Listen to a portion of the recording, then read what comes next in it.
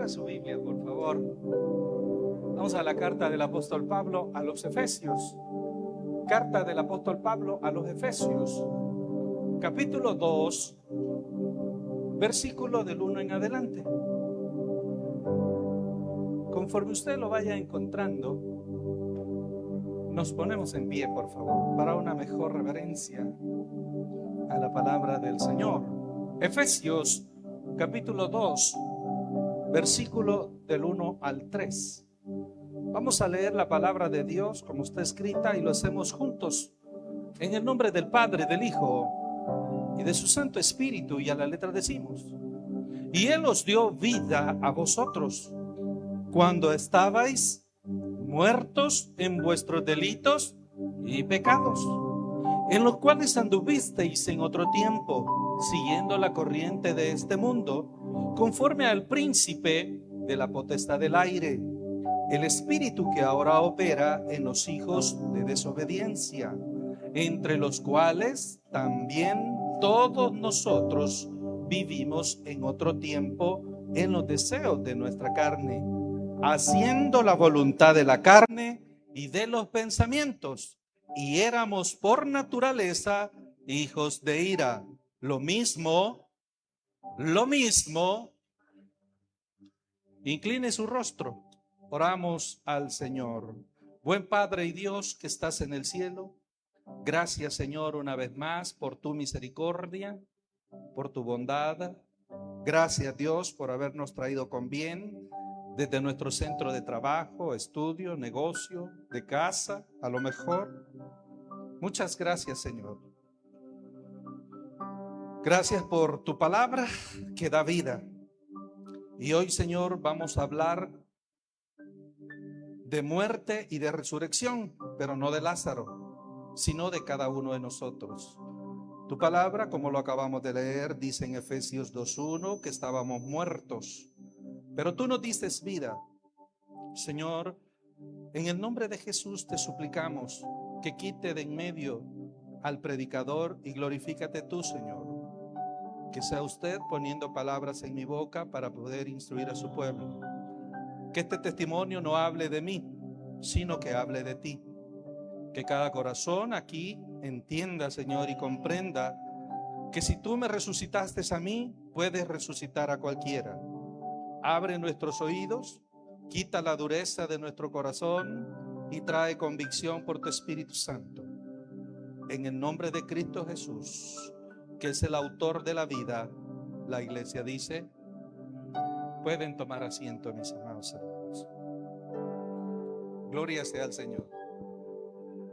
Antes que nada, mis amados hermanos, el propósito fundamental del texto que nosotros leímos, como lo es la carta del apóstol Pablo a los Efesios, este contexto, decíamos, es fundamental porque resalta la gravedad de la caída y la condición humana, para que la gracia y el amor de Dios, descritos en nuestro texto, nos puedan aportar a cada uno de nosotros luz con mayor intensidad. Porque básicamente, mis amados hermanos, es un diagnóstico que hace referencia el apóstol Pablo sobre la condición humana. Y esto es bien importante porque el versículo 1, ¿qué nos dice? Que nosotros estábamos ¿cómo? Que estábamos muertos. Por eso es que el apóstol Pablo, dijimos, hace ese diagnóstico sobre la condición de todo ser humano sin excepción. Y el diagnóstico espiritual, mis amados hermanos, como acabamos de decir, es que todos estamos muertos en nuestros delitos y en nuestros pecados. Pablo nos enseña que sin Cristo los seres humanos están espiritualmente muertos. Esto significa, mis amados hermanos, que no tienen la capacidad de responder a Dios, ni pueden cambiarse a sí mismos por sus propios medios. No sé si me estoy dando a entender. Es decir, que ningún ser humano puede hacer absolutamente nada porque está muerto espiritualmente hablando. ¿O ha visto usted que los muertos hacen algo? No, no hacen nada. ¿Y por qué están muertos, llamémosle así, espiritualmente hablando? Por la influencia del mundo, hermano. En nuestro texto, Pablo menciona que las personas caminaban siguiendo la corriente de ¿quién? ¿De quién sigue la corriente? ¿De dónde? Del mundo, es correcto. Mis amados hermanos, la tendencia del ser humano desde que nace es de continuo buscar el mal. ¿Me está siguiendo, hermano? Usted no me dejará mentir, pero a los niños durante sus primeros años de vida, ¿a qué le enseñamos? A caminar, ¿qué más? A hablar, muy bien, ¿qué más? A leer, ¿algo más? La pregunta del millón sería, ¿le enseña usted a su hijo a portarse mal? ¿Por qué razón? Porque el mal ya viene en ellos y uno les enseña a que se porten bien. Y esa es la tendencia del ser humano. Y eso es lo que Pablo menciona, que las personas caminaban siguiendo la corriente de este mundo. ¿Y cuál es la corriente de este mundo? Es decir, al príncipe de la potestad del aire, que hace referencia a Satanás y su influencia sobre quienes desobedecen a Dios. La desobediencia al Señor nos vuelve esclavos de nuestros deseos. Y nuestros deseos dan como resultado, mis amados hermanos, perdición. ¿Cómo éramos nosotros antes? Sin Cristo, estábamos a merced de la esclavitud de nuestros deseos. La vida estaba controlada por el deseo de la carne, dice el apóstol Pablo, que es la naturaleza pecaminosa, guiando tanto las acciones como los pensamientos de nuestra propia voluntad. Y eso da como resultado, dice el apóstol Pablo, a ser hijos de ira. ¿Por qué? Porque los hijos de ira, debido a esa naturaleza, a esa condición continua de desobediencia, la humanidad entera merecía por naturaleza la justa ira y el justo juicio de Dios. El apóstol Pablo nos llama a todos hijos de ira. Vea el versículo 3, por favor.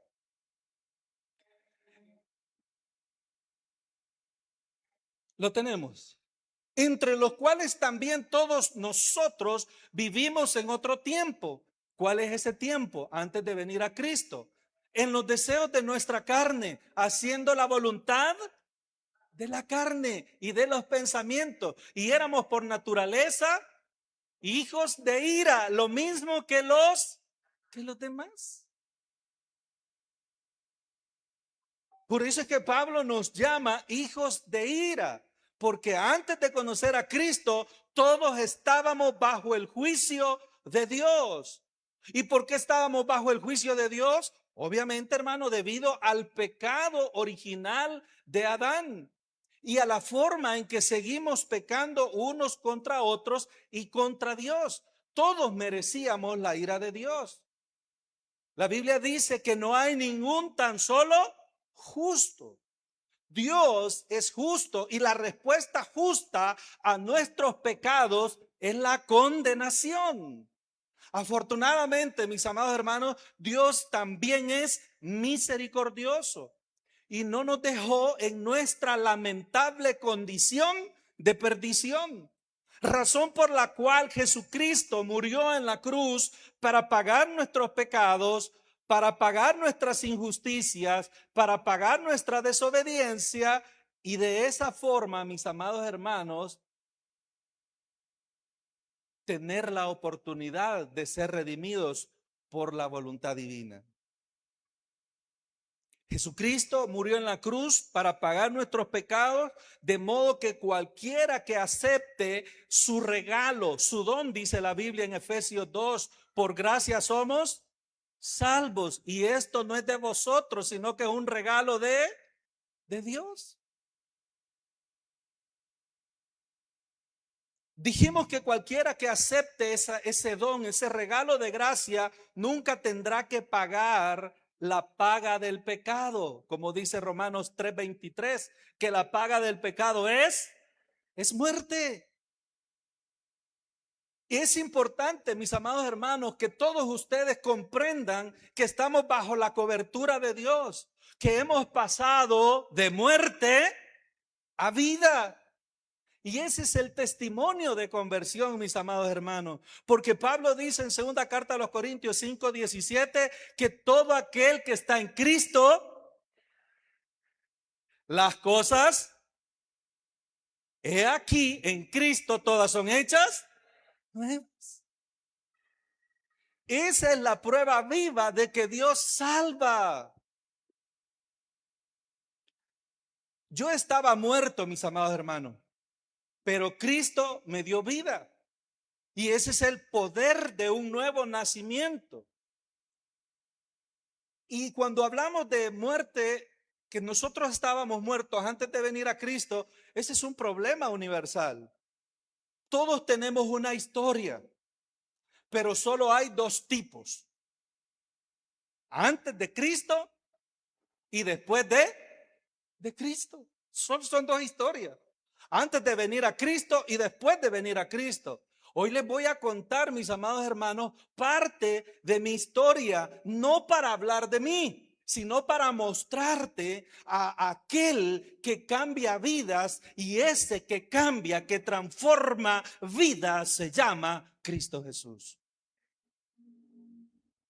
Si Él lo hizo conmigo, lo puede hacer con usted también.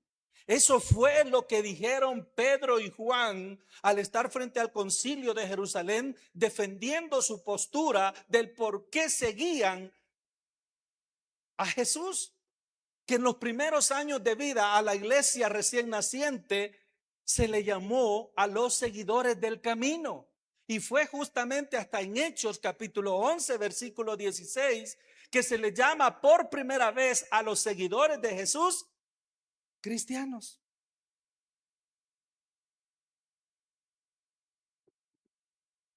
Y el versículo 20 del capítulo 4 del libro de los Hechos, Pedro estaba defendiéndose ante el concilio junto con Juan. Y dice la escritura en el versículo 19 del capítulo 4 de Hechos: mas Pedro y Juan respondieron diciéndoles: juzgad si es justo delante de Dios obedecer a vosotros antes que a Dios, porque no podemos dejar de decir lo que hemos y escuchado. Mire qué interesante. Volvamos a nuestro texto inicial de Efesios capítulo 2, versículo 1, por favor. Vea lo que dice. Y Él, lo puede leer conmigo, amada iglesia, y Él nos dio vida. ¿A quiénes? A vosotros. Cuando nosotros estábamos, ¿en qué estábamos muertos? En vuestros delitos y pecados. Mire qué interesante. Mi vida antes de Cristo, le dije al principio, yo estaba muerto.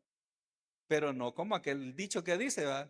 Estaba muerto. No, no estaba muerto. ¿Qué es? No, eso no.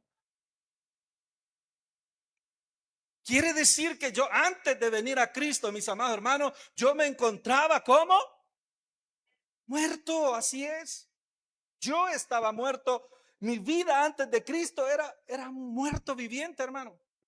Porque sin Cristo no hay zonas grises. La Biblia dice que estábamos muertos espiritualmente. No, pastor, es que mire, yo creo que soy el hijastro del Señor, o soy el sobrino de Dios. No, Señor, Dios no tiene ni sobrinos, ni tíos, ni parientes, solamente tiene hijos. ¿Me sigue, hermano?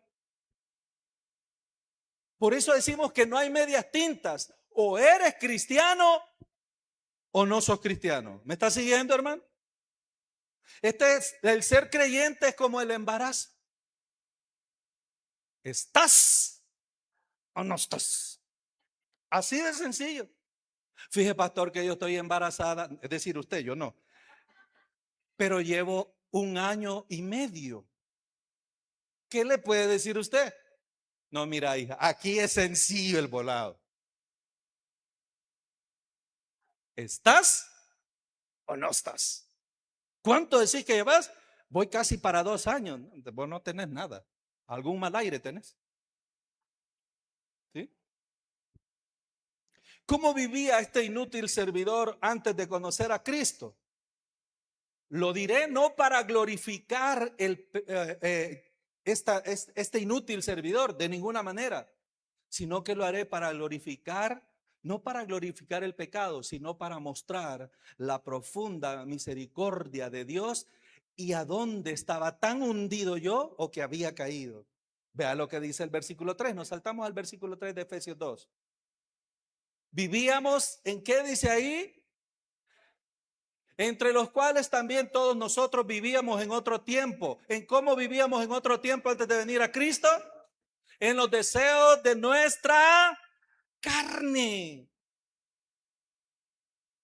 Es decir, ¿qué me gobernaba a mí, hermano? Antes de venir a Cristo, ¿qué me gobernaba a mí?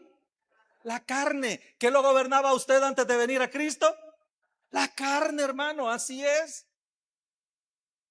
Me gobernaba el vicio, a lo mejor, el orgullo, la religión, sin poder tener un conocimiento pleno. Estaba vacío, tenía miedo.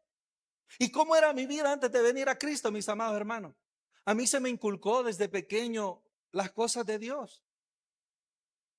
Por cierto, eh, me dijeron que me habían bautizado cuando estaba tiernito, porque me presentaron a mis padrinos. No sé si usted recuerda eso. Sí, que quienes en el pasado cuando nos bautizaban habían padrinos y los padrinos hacían como la función del segundo mamá o papá. Y yo tuve padrinos porque ellos me ayudaban, cosa que de alguna forma mis padres no lo hicieron. Y me inculcaron las cosas de Dios. Yo fui a catequesis, hice primera comunión, iba a ser monaguillo. Pícaro, pero iba a ser monaguillo. Ya no seguí. Por razones obvias a mi voluntad, tuve que irme de casa. Porque yo quería prosperar. Mi meta era prosperar. Y la única forma como encontré la prosperidad, número uno, fue a través de Dios y trabajando sin cesar. ¿Me sigue, hermano? Ay, pastor, qué trabajador es. No, hermano. Es que la Biblia dice que el trabajo es una bendición. ¿Me está siguiendo, hermano? ¿Qué es el trabajo? Una bendición. Juan 5:17. ¿Qué dice Juan 5:17? Si me apoya, por favor. Y Jesús le respondió, ¿qué le respondió? Mi padre hasta ahora trabaja. ¿Se da cuenta? Por eso es que el ocio es pecado. ¿Me sigue, hermano? Es que la niña no quiere hacer nada. Está pecando porque está de ociosa. ¿Me está siguiendo? Por eso nosotros como padres cristianos, voy a hacer un paréntesis porque esto no venía en el testimonio, tenemos que enseñar a nuestros hijos que ayuden en casa, a ordenar su habitación, ayudar a hacer limpieza, a ordenar, cortar el césped, limpiar ventanas, ir a la tienda, etcétera, etcétera. Porque si ellos pasan sin hacer nada, es pecado. ¿Qué es, pastor? Pecado. No, pastor, es que yo no quiero que mi niña se aruñe. Es preferible que se aruñe haciendo oficio a que se queme en el infierno. ¿Me sigue, hermano? Cierro paréntesis. Entonces me gobernaba a mí el qué. Después de irme a trabajar y luchar por la vida, comencé a conocer amistades que no me llevaban a ningún lugar. Amistades como usted las tiene. Recuerdo que la influencia del mundo fue bien difícil, ¿verdad? Y conforme uno iba avanzando, iba trabajando, superando muchos obstáculos, Dios iba abriendo oportunidades, yo sin conocerlo, así como lo conozco ahora.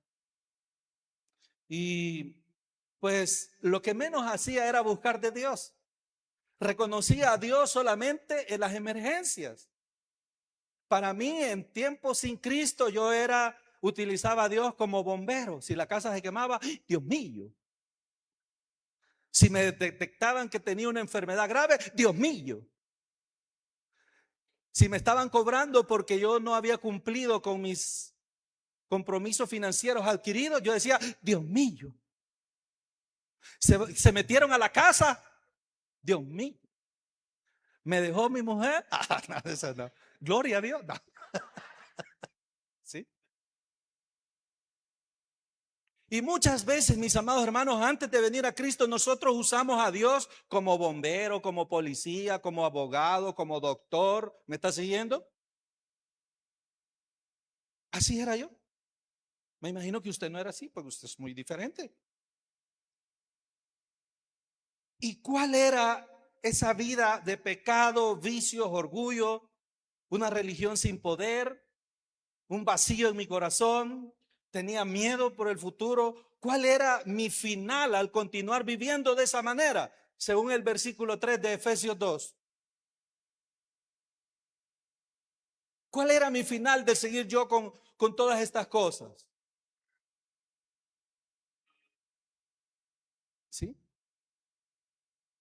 Yo era un hijo de ira. La ira de Dios estaba sobre mí.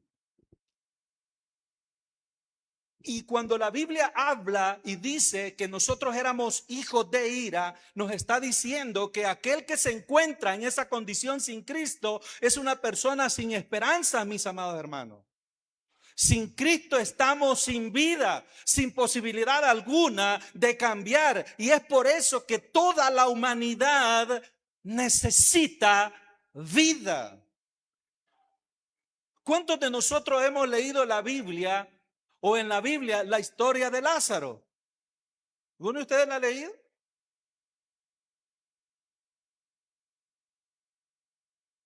Cuando Lázaro está en la tumba. Yo me pregunto, Juan capítulo 11, por favor, versículo 38 en adelante. Yo me pregunto, mis amados hermanos, ¿qué se le podía dar a Juan ya en ese estado? Perdón, ¿qué se le podía dar a Lázaro en ese estado? ¿Qué necesitaba? ¿Alguien de ustedes me puede responder? ¿Qué necesitaba Lázaro ahí en la tumba? ¿Un milagro? ¿Qué necesitaba Lázaro ahí en la tumba? Yo pregunto, ¿será que Lázaro necesitaba consejos? ¿Será que Lázaro necesitaba un abrazo? ¿Será que Lázaro necesitaba la presencia de los hermanos? No. ¿Qué necesitaba Lázaro? Necesitaba vida. Versículo 38. Jesús, profundamente conmovido, otra vez vino al sepulcro. Era una cueva y tenía una piedra puesta encima. Versículo 39. Dijo Jesús, ¿qué dijo? Quitad la piedra. Marta, la hermana del que había muerto, le dijo. ¿Qué le dijo? Ya hiede. Porque es de ¿cuántos días? De 4 días, versículo 40. Jesús le dijo, ¿verdad que hay una alabanza que así se llama? No te he dicho que si creyeres, verás la gloria de Dios, verás la gloria de Dios. No te he dicho que si creyeres. Eso mismo le dijo Jesús. No te he dicho que si crees, verás la gloria de Dios. 41. Entonces quitaron la piedra de donde había sido puesto el muerto y Jesús, alzando los ojos a lo alto, dijo, Padre, gracias te doy por haberme oído. 42. Yo sabía que siempre oyes, pero lo dije por causa de la multitud que estaba alrededor para que crean que tú me has enviado. 43, vamos hasta el 44. Y habiendo dicho esto, clamó a gran voz. ¿Qué dijo? Lázaro, ven fuera. 44. Y el que había muerto salió, atadas las manos y los pies con vendas y el rostro en un sudario. Jesús le dijo, desatadle y dejadle ir. Si hoy usted, mis amados hermanos, se encuentran lejos de Dios, la Biblia no le llama confundido, no le llama estás atribulado, no le llama pobrecito, porque muchas veces uno dice, ¿verdad? Mira, este no es cristiano, pobrecito. No, hermano, no es pobrecito. Él se llama muerto en vida. ¿Me está siguiendo? Según Efesios 2. Y un muerto no puede resucitarse solo. ¿Me está siguiendo, hermano? Y así estaba yo. A lo mejor ya apestaba porque no tenía más de 3 días. Lázaro ya tenía 4, dice la Escritura. Y allí fue cuando tuve un encuentro con Jesús. Efesios capítulo 2, versículo 4, por favor. Vea lo que dice. Pero, Dios, déjelo hasta ahí. Pero Dios, ese fue mi encuentro con Cristo. Ese fue mi encuentro para tener vida, mis amados hermanos. Es decir, que la conversión siempre empieza con Dios.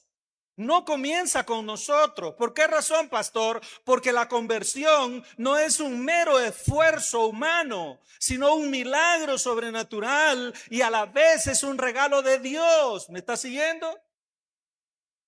Es decir, que la salvación comienza siempre con Dios, porque es Dios quien toma la iniciativa a través de su gracia para transformar nuestros corazones, otorgándonos el arrepentimiento y la vida espiritual cuando antes, dice el apóstol Pablo en Efesios 2:1, estábamos espiritualmente muertos. Es el Señor, mis amados hermanos, tomando la iniciativa al abrirnos el corazón, y ahí llega la obra maravillosa del Espíritu Santo. No es solo un razonamiento o un creer intelectual. La iniciativa siempre la ha tomado Dios, y usted y yo somos el resultado de su gracia infinita. Hermano, yo decía, como me iba muy bien en la vida, yo lo que menos buscaba era la presencia de Dios. Tengo una hermana en carne que es mayor que yo, y siempre que la veía me decía, amado hermano, estoy orando por ti. Y a mí, hermano, esas palabras me caían mal, porque yo andaba de lépero. No sé si me doy a entender. Sí, si todo aquel que no anda en la luz aborrece la luz, ¿o no es así, hermano? La Biblia dice que los hombres, refiriéndose a la humanidad, los hombres amaron más las tinieblas que la luz. ¿Por qué razón? Porque sus obras eran malas. Y lo mismo sucedía en mi vida, hermano. Yo no quería venir a los pies de Cristo porque yo siempre tomaba de excusa y decía, yo para ir a la iglesia y ser como un montón de hermanos, caras duras, caras de piedra, sinvergüenzas, hijos del diablo, pastores cochinos, decía yo. ¿Por qué voy a llegar yo a esa iglesia? Y si yo llego a los pies de Cristo, yo voy a llegar convertido y voy a hacer las cosas correctas, porque esas cosas, en otras palabras, no me gustan. Y yo siempre lo ponía de excusa porque no quería venir a los pies de Cristo, hermano. No es que yo andaba de malhechor, no, hermano. Dios nos había dado una fuente de ingresos estable. No tenía dinero, pero lo que quería comprar lo tenía a la mano. No sé si me doy a entender. Y la prosperidad no es tener cantidad enorme de bienes materiales. La prosperidad es no tener necesidad alguna. ¿Me está siguiendo, hermano? Entonces yo decía era próspero. Pero como andaba con mis amigos buscando novias y todo eso, y nuestro fregar no era andar de cantina, no, hermano. Éramos como 6 amigos que salíamos de farra. Le llamamos farra, pero nosotros comíamos tacos, tomábamos soda, nos contábamos chistes y piropeábamos a todo el mundo. Esa era nuestra vida.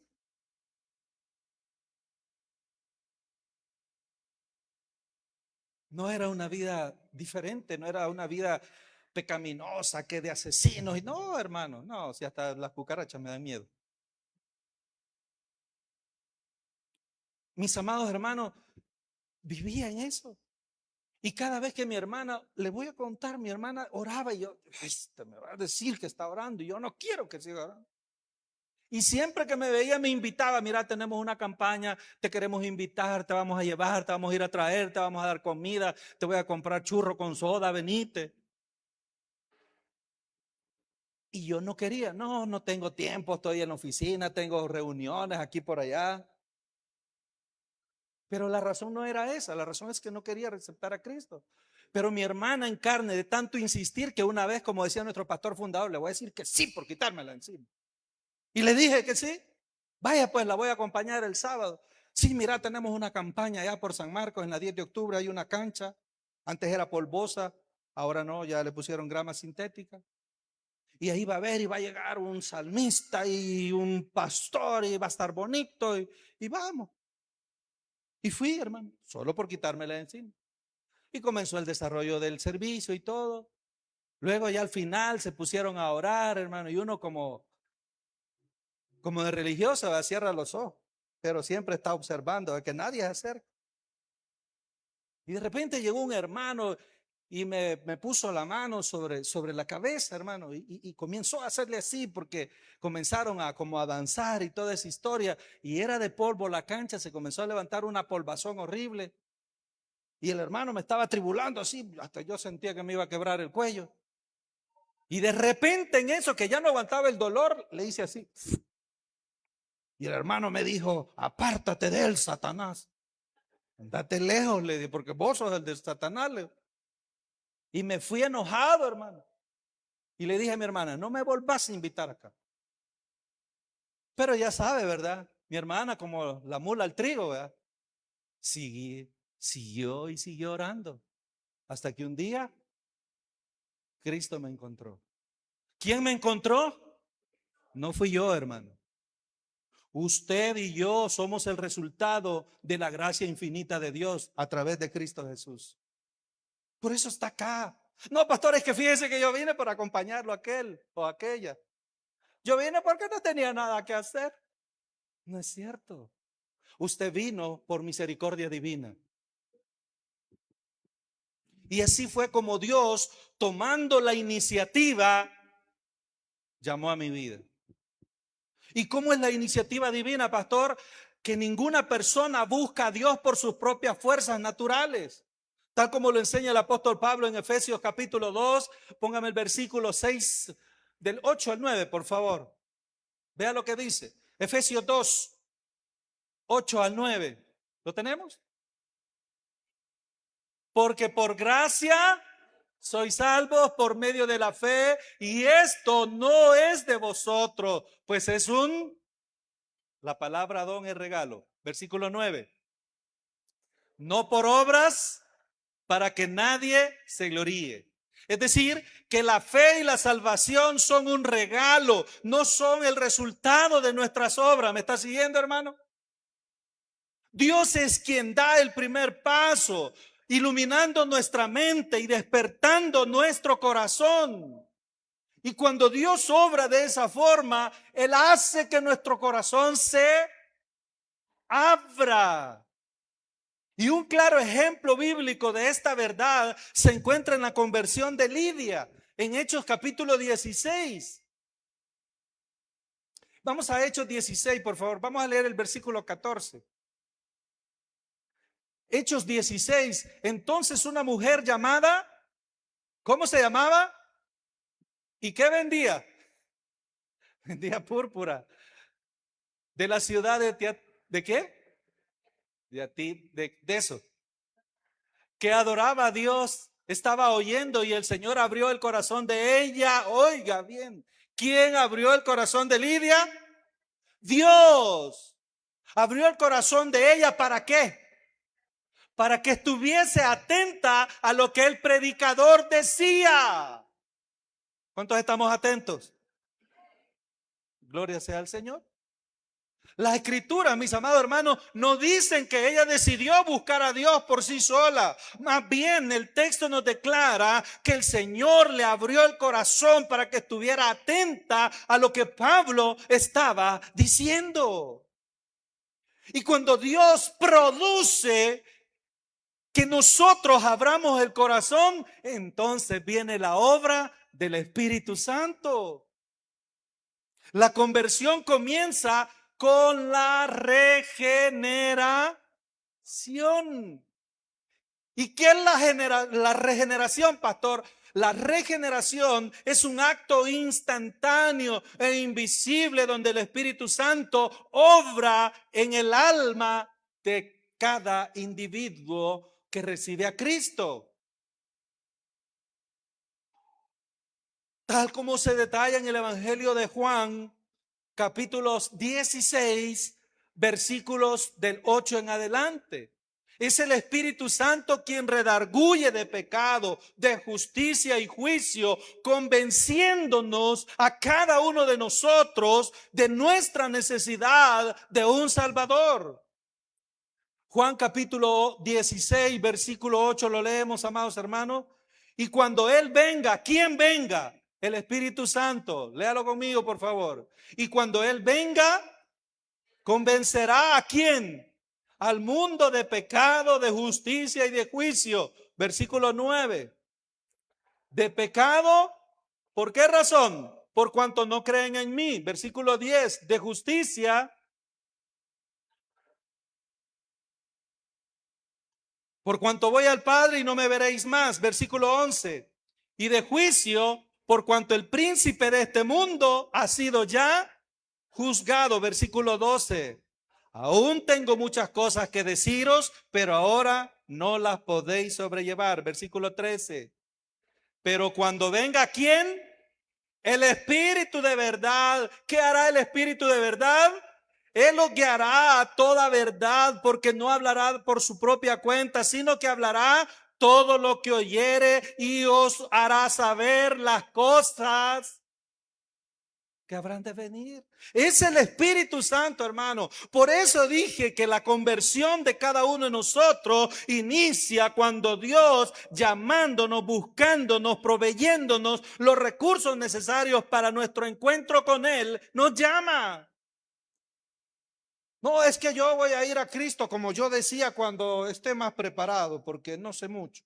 No se trata, mis amados hermanos, más que solo creer intelectualmente. Eso no es salvación. Eso no es recibir a Cristo. Porque muchos en el cristianismo creemos que porque ya tenemos 10, 15, 20 años, 30 años, ya no necesitamos congregarnos. Y la Biblia no dice eso. Hebreos 10:25 dice: no dejando de congregarse como muchos tienen por costumbre, porque la salvación es personal. Usted puede ser el esposo o la esposa o los hijos y mandar a toda su familia a la iglesia y usted quedarse como zángano en casa.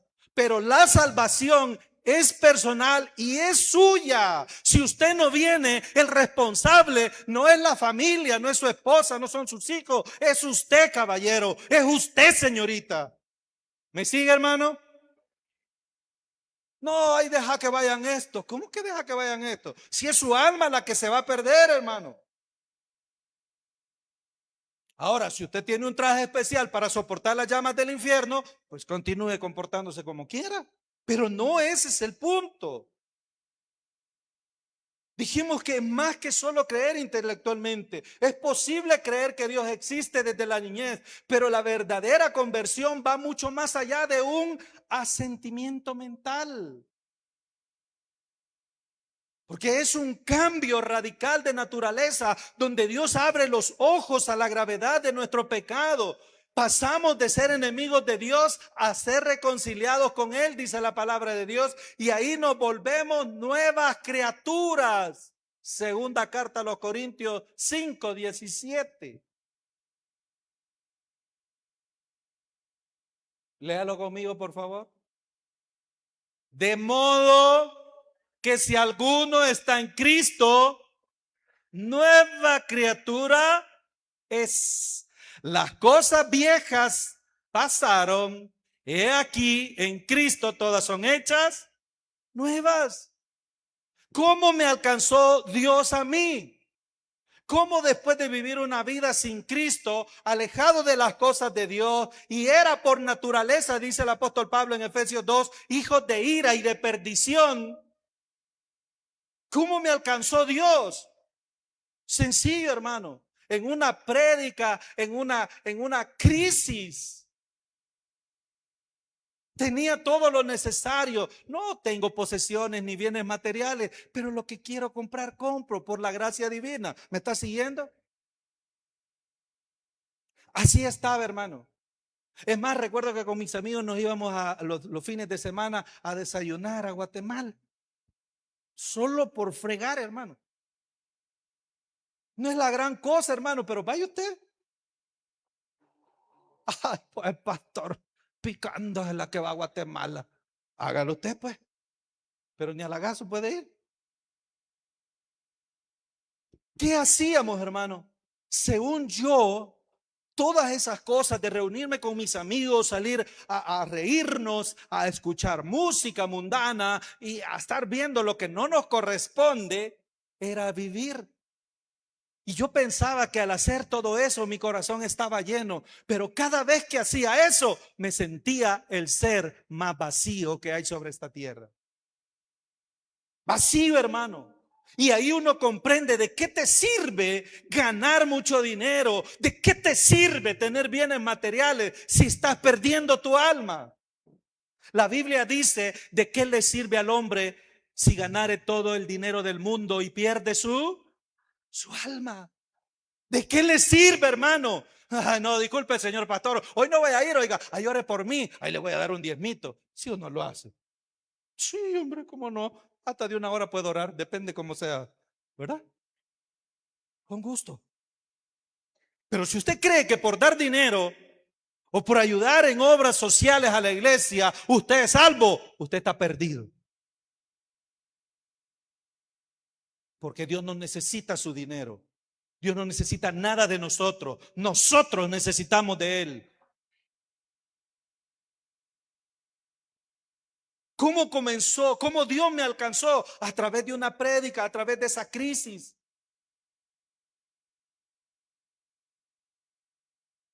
Hermano, ¿de qué le sirve a uno? Mira, hermano, cuando nosotros salíamos con mis compañeros de trabajo y amigos y aquello, porque cuando usted más o menos tiene alguito de invitarlo, se le andan pegando un montón de gente.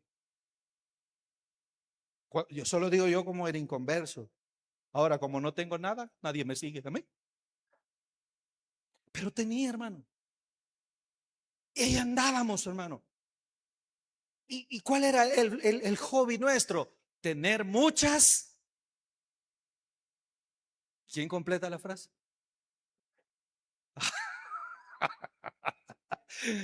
Tener muchas mujeres, pero mire cómo es uno de cabeza hueca, hermano. ¿Usted cree que el ser hombre es tener 5, 6 mujeres? No, hermano. Si una mujer molesta, imagínese 6. Decía nuestro pastor fundador, todas las mujeres van a molestar porque tienen una visión diferente. ¿Me sigue, hermana? Toda mujer molesta, decía él. Y mujer que no molesta es hombre. Así que no me venga a decir usted que su esposa no le molesta. Ay, no, pastor, viera, mi mujer es una santa. No dice nada. No molesta si yo digo sí es sí, si digo no es no, hacete para allá y se hace para allá, hacete para allá y se hace para el otro lado, para adelante, se hace hacia adelante, hacia atrás. Pues mi mujer viera que es bien mansa. Yo le diría, hermano, vaya a ver y cerciórese bien. No vaya a ser que ese demonio no sea mujer. Amén. Vaya allá y cerciórese, vamos a ver. Póngala. ¿Cómo me alcanzó Dios? Creyendo que tener mujeres, dinero, amigos llenaba el vacío que solo Dios puede llenar. Y fue en una prédica, mis amados hermanos, que yo de casualidad llegué a casa, quería ver una película y yo solo puse la televisión, la encendí, me senté cómodamente ahí con unas bebiditas de esas que usted antes tomaba y un buen tabaco. Y de casualidad me encontré con Canal 17. ¿Y quién cree que estaba predicando? El pastor general. Yo no entendía, hermano, que de tanto pecado que había hecho, Dios aún me seguía amando. Mire lo que dice Efesios capítulo 1, capítulo 2, versículo 4. Pero Dios, ¿qué dice la Biblia? Que rico en misericordia, por su gran amor con que nos... Por eso yo no había sido consumido, porque grandes son sus misericordias cada mañana y su gran amor me tenía preparado un espacio en la eternidad.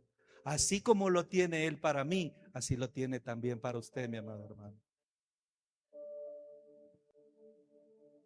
¿Qué comprendí entonces? Que yo era pecador, que Cristo murió por mí y que necesitaba nacer de nuevo. Como dice Juan capítulo 3, versículo 3, cuando Jesús respondió y dijo, de cierto te digo, que el que no naciere de nuevo no puede ver el reino de Dios.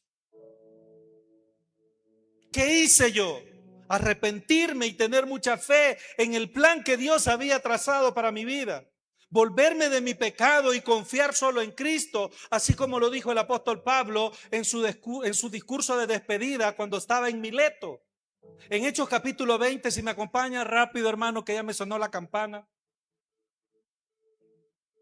Hechos capítulo 20, versículo 18 al 21. ¿Quiere leerlo conmigo? Pablo está dando un discurso de despedida y se encontraba en Mileto. Vosotros sabéis cómo me he comportado.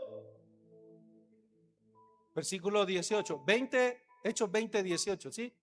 Cuando vinieron a él, le dijo, vosotros sabéis cómo me he comportado entre vosotros todo el tiempo, desde el primer día que entré en Asia, versículo 19, sirviendo al Señor con toda humildad y con muchas lágrimas y pruebas que me han venido por las acechanzas de los judíos, versículo 20, vamos hasta el 21.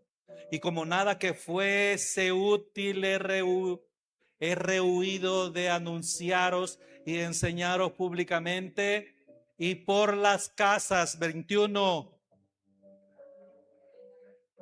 testificando a judíos y a gentiles acerca del arrepentimiento para con Dios y de la fe en nuestro Señor Jesucristo. ¿Qué nos dice Pablo ahí? Pablo nos dice, como escribe más adelante en ese texto que hemos estado mencionando, en segunda carta a los Corintios 5:17, Pablo comprendió que todo aquel que está en Cristo es nueva criatura.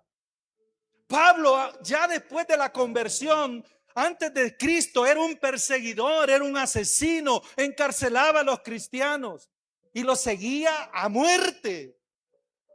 ¿Y cómo es que este hombre, después de ser un asesino, cambia y ahora se dedica a predicar el camino que él decía que nadie debía cruzar?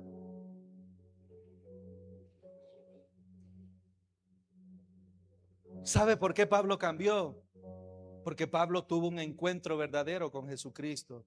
En Hechos capítulo 9, versículo 7, creo que dice que él iba de camino a Damasco. cuando escuchó una voz del cielo que decía, yo lo estoy parafraseando, no sé si ese es el texto, sé que es en el capítulo 9, ahí que el hermano lo busque. Pero dice él que escuchó una voz del cielo que le decía, Saulo, Saulo, ¿por qué me persigues? Dura cosa te es dar goces contra el aguijón. E inmediatamente dice la escritura que Pablo, cayendo de rodillas, clamó y dijo, Señor, ¿qué quieres que yo haga? Qué hermosa conversión, hermano. No preguntó, ¿y quién sos? ¿Y por qué te tengo que seguir? Ve el cambio radical que hizo Pablo. Pablo le sucedió lo que nos cuenta Lucas capítulo 15, versículo 17 al 20. Si usted ha leído la parábola del hijo pródigo, se ha de reconocer o ha de ubicarse o comprender a lo que me estoy refiriendo. En Lucas capítulo 15, versículo 17, habla del hijo pródigo y dice que reflexionó, se arrepintió y volvió a su padre. Lo podemos leer, hermanos, rapidito. 15, 17. Y volviendo en sí dijo, ¿cuántos jornaleros en casa de mi padre tienen abundancia de pan y yo perezco de hambre? Me levantaré, iré a mi padre y le diré, Padre, he pecado contra el cielo y contra ti, ya no soy digno de ser llamado tu hijo, hazme como uno de tus jornaleros. Y levantándose vino a su padre y cuando aún estaba lejos, vio a su padre y fue movido a misericordia y corrió y se echó en su cuello y le besó. Versículo 21. ¿Y qué le dijo el padre? Desgraciado, chuco, vete. ¿Así le dijo? ¿Qué le dijo? ¿Qué le dijo al padre? 21. ¿Estamos en el 21? Sí, va. Y el hijo dijo, Padre, he pecado contra ti, el cielo, y ya no soy digno de ser llamado tu hijo. 22.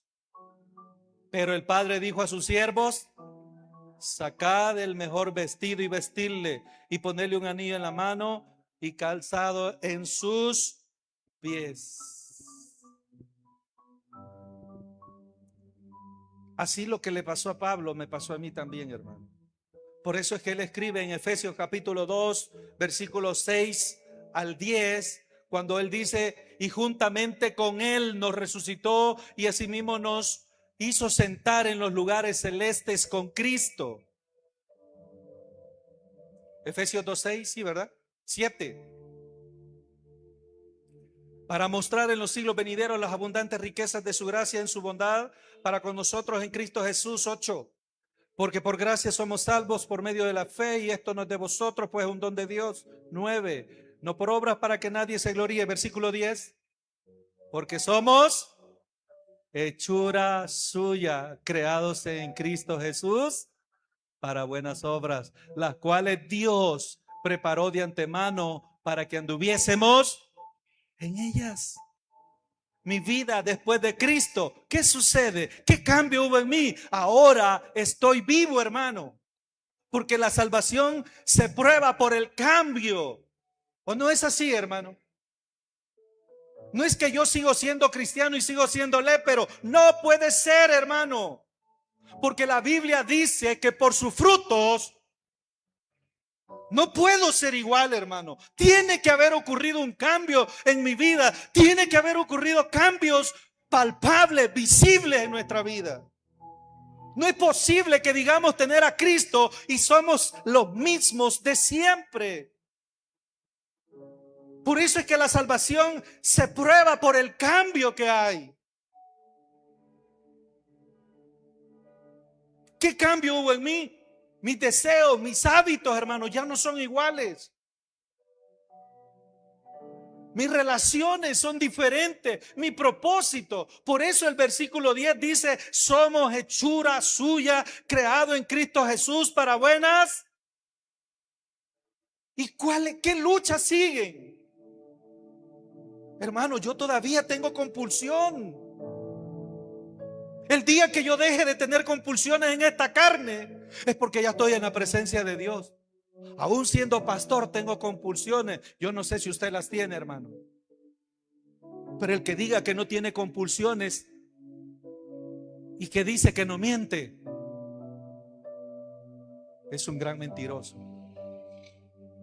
Porque la Biblia dice que mientras estemos en este cuerpo siempre las pasiones aflorarán de esta naturaleza caída.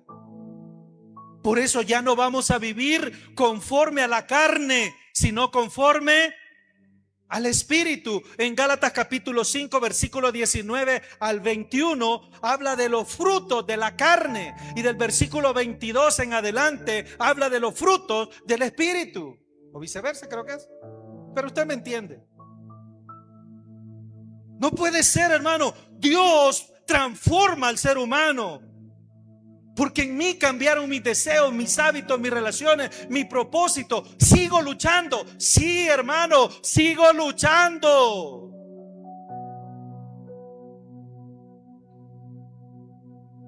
Es mentira si yo veo a una señorita bien vestida, yo voy a decir guácala. No, hermano. Hago cosas que sé que me hacen daño y las continúo haciendo. Lucho con mi sobrepeso, pero si usted me pone un pastel, es posible que me lo trague, como decía nuestro pastor fundador. ¿Y qué cree? La gula es pecado, ¿no es así, hermano? Tengo que restringirme mi comida, porque así lo dice el médico. Yo por eso les digo, mire, póngame poquito, porque usted me puede poner pupusa, tortilla, huevo, y yo me lo harto, hermano. ¿Y qué cree que es eso?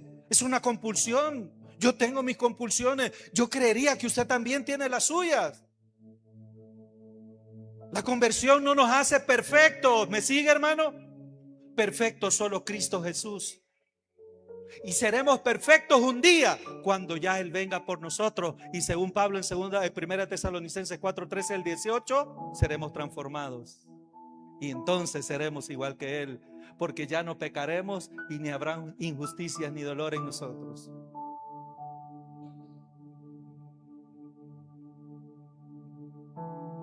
El tener un encuentro con Jesús, es decir, la conversión, no nos hace perfectos. Dice la Biblia que nos hace nuevas criaturas. La diferencia es que ahora el Espíritu Santo nos ayuda. ¿O no es así, hermano? Porque Pablo dice en Romanos 8, 5 al 11, porque los que son de la carne piensan en las cosas ¿de qué? De la carne. Pero los que son del Espíritu, ¿en qué piensan? En las cosas del Espíritu, hermano. Usted se preguntará, ¿y entonces cuál es mi propósito? ¿Por qué vivo yo ahora? Ya no vivo para mí, porque Pablo también lo dice. Ya no vivo para mí. Ahora Cristo vive en mí. Ya no vivo yo, mas Cristo vive en mí. Ahora soy obra de Dios, creado para buenas obras que Dios ha preparado de antemano.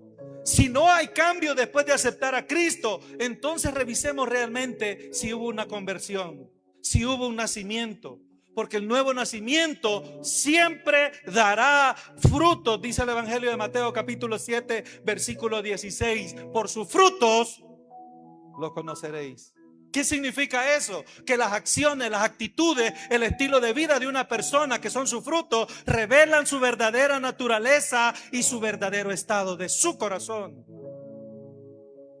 Usted puede decir que es cristiano, pero si sus actos y su testimonio y sus hechos dicen todo lo contrario, usted no es cristiano. Usted sigue siendo un vil pecador muerto en delitos y pecados.